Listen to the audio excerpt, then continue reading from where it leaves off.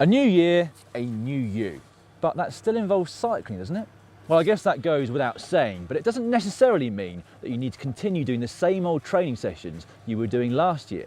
So coming up are 4 sessions that we can all do without any gadgets or any electronics whatsoever. Fun, freedom, a little bit of pain, and ultimately better performance. What can get better than that? Dan, I just needed to correct you there. For some of these, you're going to need to time yourself, although you can actually go analog, and that's technically not electronic. That's what I meant. This one is an old classic, painful but very fruitful in terms of performance gains. So find yourself a climb that's about 5 minutes long and repeat it on 6 occasions. But to spice things up just a little bit, rather than just riding hard, try a different style or technique on each of the 6 reps. And here's some that we've done in the past. Rep 1. In the saddle, highest cadence. Don't get out of the saddle at all on the way up. Perceived effort, 8 out of 10. Rep 2. Out of the saddle, but try and hold it the whole way without sitting down. Perceived effort, 8 out of 10. Rep 3. Start this one in the saddle at a moderate intensity, only 5 out of 10 effort. Then gradually increase the effort as the hill progresses until you are sprinting out of the saddle at the top. Rep 4. Start off with a sprint out of the saddle for 40 pedal reps, then sit down and try and hang on. This will feel really hard and you will fade, but that doesn't matter. Just keep pushing as hard as you can until the top. Rep 5, another high cadence climb, but on this one you can be in or out of the saddle. Perceived effort, 9 out of 10. Rep 6, in and out. So start off in the saddle, then get out and alternate every 50 pedal reps. This will involve counting, but hopefully that'll take your mind away from the pain, as this last one should be 10 out of 10 perceived effort.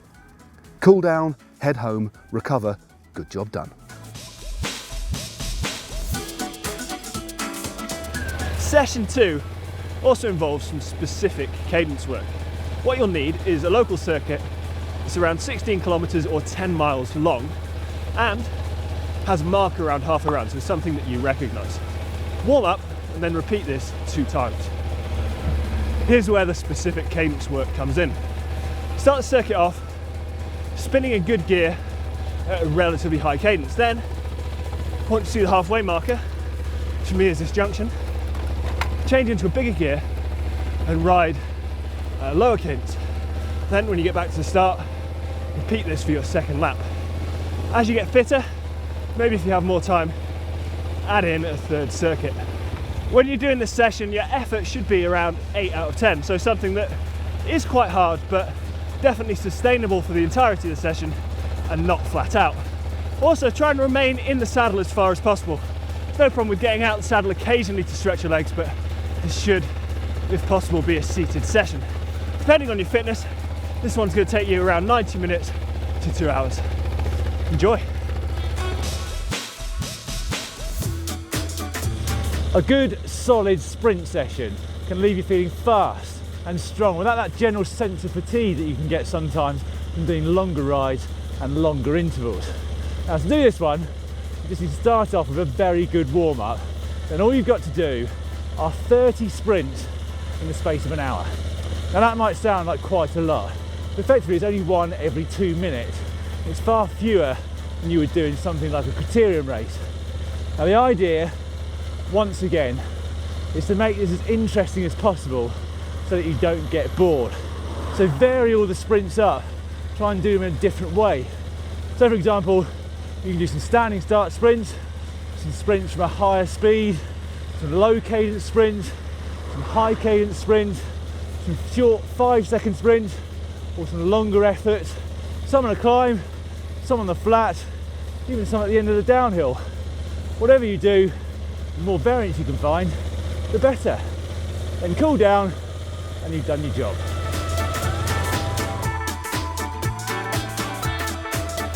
This final one is all about a steadily increasing tempo. Now you can do it over the course of a 90-minute ride, but you could increase that to a couple of hours if you wish. And the idea is that we build our pace very gradually by feel over the course of the ride.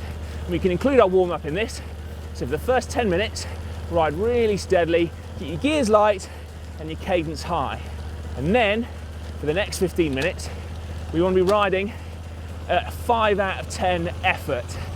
And then we'll go to 6 out of 10, then 7, then 8, then 9. And for the final 5 minutes, we want to be at a full 10 out of 10 effort. Hopefully, if you pace it right, you should be full of energy for that final effort. And that's going to leave you feeling really good and really motivated when you get home. And as for the training effect, well, it's going to increase our endurance, it's going to increase our thresholds, but without leaving us doing those really boring, steady state rides. You can let us know how you get on with these particular sessions by leaving your comments in the section just down below. But we'd also love to hear of any potent, interesting sessions that you've used in the past to help you get fit. Yeah, now getting fit is one thing. Getting faster sometimes might require losing a bit of weight. So if you need some tips on that very subject, then why not click for a video just down there? Or to see our training playlist with all our training videos in one handy spot, click just over there. And to subscribe to the Global Cycling Network, click on the globe. There'll be loads more training sessions coming for you in the future.